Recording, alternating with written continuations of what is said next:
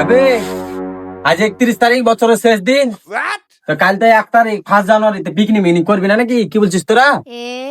হ্যাঁ করবো, ভাবছি তো করবো।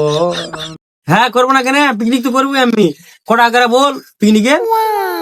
বেশি লাই, ওই 500 করে লাগবে এক জনার। কি বলছিস তুই? 500 করে?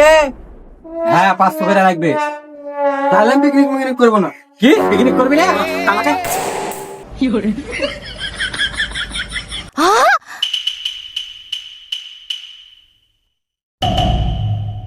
শালা, কিরে তুই কি বলছিস?